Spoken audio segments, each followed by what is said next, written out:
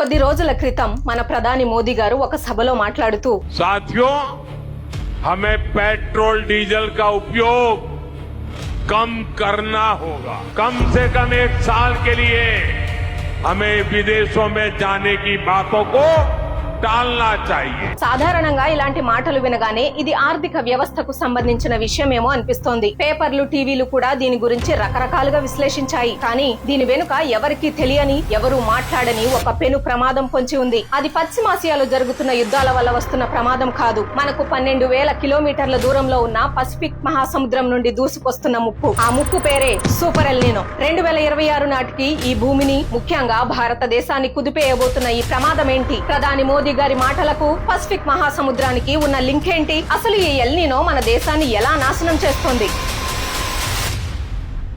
ఈ ప్రమాదం గురించి అర్థం చేసుకోవాలంటే ముందుగా మనం మన భారతదేశ ఆర్థిక వ్యవస్థ ఎలా పనిచేస్తుందో తెలుసుకోవాలి. మన దేశం ప్రపంచంలోనే 5వ అతిపెద్ద ఆర్థిక వ్యవస్థ. కానీ నమ్మలేని నిజం ఏంటంటే ఇప్పటికీ మన దేశ జనాభాలో దాదాపు 43% మంది, అంటే సుమారు 60 కోట్ల మంది కేవలం వ్యవసాయం పైనే ఆధారపడి బతుకుతున్నారు. ఇందులో 44% వ్యవసాయ భూములకు సరైన నీటిపారుదల సౌకర్యాలు లేవు. అంటే వాళ్లకు కాలువలు, బోరుబావులు లేవు. వాళ్ళ ఆశ అంతా ఆకాశం నుంచి పడే వర్షం మీదే. వర్షమే వాళ్ళ దేవుడు. వర్షం బాగా పడితే పంట బాగా పండుతుంది, రైతు చేతికి డబ్బు వస్తుంది. ఆ డబ్బుతో రైతు ట్రాక్టర్, స్కూటర్, సబ్బులు, బట్టలు కొంటాడు. ఆ వస్తువులను తయారు చేయడానికి ఫ్యాక్టరీలు రాత్రింబవళ్లు పనిచేస్తాయి. దాంతో దేశ జీడిపి పెరుగుతుంది. నిజానికి మన దేశంలో అమ్ముడయ్యే FMCG వస్తువులలో 37% కేవలం గ్రామీణ భారతదేశంలోనే అమ్ముడవుతాయి. అదే వర్షం పడకపోతే పంటలు ఎండిపోతాయి, రైతు చేతికి డబ్బు రాదు, కొనుగోళ్లు ఆగిపోతాయి, ఫ్యాక్టరీలో ప్రొడక్షన్ తగ్గిపోతుంది. చివరికి దేశ ఆర్థిక వ్యవస్థ కుప్పకూలుతుంది.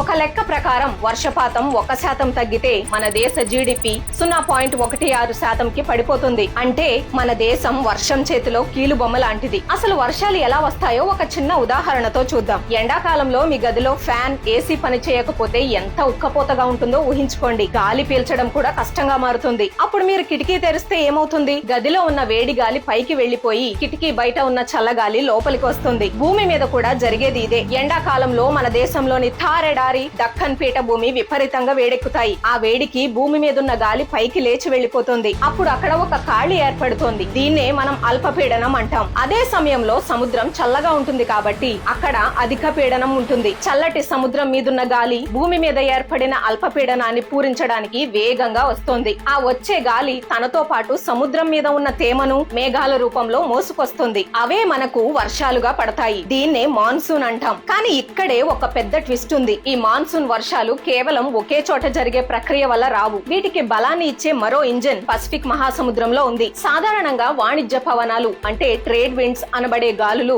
దక్షిణ అమెరికాలోని పెరు దేశం నుంచి ఆస్ట్రేలియా, ఇండోనేషియా వైపు వీస్తాయి. ఇవి పసిఫిక్ సముద్రం మీద ఉన్న వేడి నీటిని ఇండోనేషియా వైపుకి నెడతాయి. దాంతో ఇండోనేషియా దగ్గర సముద్రం వేడెక్కి అక్కడ అల్పపీడనం ఏర్పడుతుంది. దీని వల్ల మన హిందూ మహాసముద్రం వైపు మరింత చల్లటి గాలి వచ్చి మన ఇండియా వైపుకి మరింత బలమైన మేఘాలను నెడుతుంది. దీని వల్లే మనకు కుండపోత వర్షాలు పడతాయి. కానీ ఈ ఎల్నినో వచ్చినప్పుడు పరిస్థితి పూర్తిగా తలకిందులవుతుంది. ఆ వాణిజ్య పవనాలు బలహీన పడతాయి. వేడి నీరు మళ్లీ వెనక్కి పెరు వైపుకి వెళ్లిపోతుంది. అంటే మన పక్కనే ఉన్న ఇండోనేషియా దగ్గర అల్పపీడనం పోయి అధిక పీడనం వస్తుంది. సింపుల్ గా చెప్పాలంటే మన ఇండియా వైపు రావాల్సిన గాలి, మేఘాలు వెనక్కి పసిఫిక్ మహాసముద్రం వైపు వెళ్లిపోతాయి. రివర్స్ గేర్ పడుతుంది. దాని ఫలితమే భయంకరమైన కరువు. ఈ ఎల్నినో సముద్రం ఉష్ణోగ్రతను బట్టి ఎంత తీవ్రంగా ఉంటుందో లెక్కిస్తారు. 0.5 డిగ్రీల ఉష్ణోగ్రత పెరిగితే దాన్ని ఎల్నినో అంటారు. 1.5 డిగ్రీలు పెరిగితే స్ట్రాంగ్ ఎల్నినో అంటారు. అదే 2 డిగ్రీల కన్నా ఎక్కువ పెరిగితే దాన్ని సూపర్ ఎల్నినో అంటారు. మీకు తెలుసా,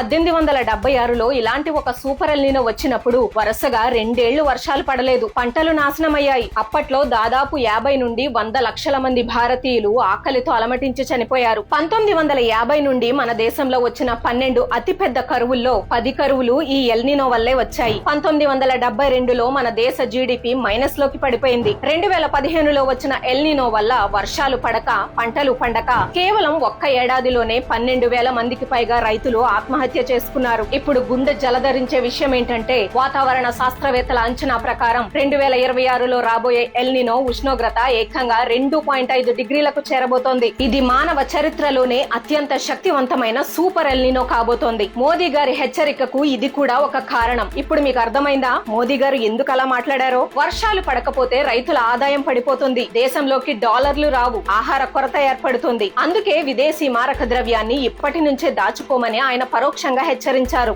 हमें विदेशी मुद्रा बचाने के जो भी रास्ते हम लोग अपना सकते हैं हमें बचाना होगा. అదృష్టవశాత్తు మన ప్రభుత్వ గోదాముల్లో ప్రస్తుతం 604 లక్షల టన్నుల బియ్యం, గోధుమలు బఫర్ స్టాక్ గా ఉన్నాయి. కాబట్టి ఆకలి చావులు ఉండకపోవచ్చు, కానీ ఆర్థిక వ్యవస్థ దెబ్బతినడం ఖాయం. దీనికి ఒకటే పరిష్కారం, కేవలం వర్షం మీద ఆధారపడటం ఆపేయాలి. ఇజ్రాయెల్ లాంటి దేశాలు తక్కువ నీటితో ఎలాగైతే మైక్రో ఇరిగేషన్, డ్రిప్ ఇరిగేషన్ చేస్తున్నాయో మనం కూడా ఆ టెక్నాలజీని వాడాలి. దానితో పాటు మనం తీసుకునే ఆహారాన్ని మార్చుకోవాలి. కరువుకి మనం తినే ఆహారానికి సంబంధం ఏంటి అని ఆశ్చర్యపోతున్నారా? ఖచ్చితంగా ఉంది. మన దేశంలో ఎక్కువగా పండేది వరి, గోధుమలు. కేవలం 1 కేజీ బియ్యం పండించడానికి 3000 నుండి 5000 లీటర్ల నీరు అవసరం. ఎల్నినో వస్తే ఇంత నీరు ఎక్కడి నుంచి వస్తుంది? ఇక్కడే మిల్లెట్స్ అంటే జొన్నలు, సజ్జలు, రాగులు, కొర్రలు లాంటి సిరిధాన్యాలు మనల్ని కాపాడే సూపర్ హీరోలా మారతాయి. 1 కేజీ సిరిధాన్యాలను పండించడానికి కేవలం 300 నుంచి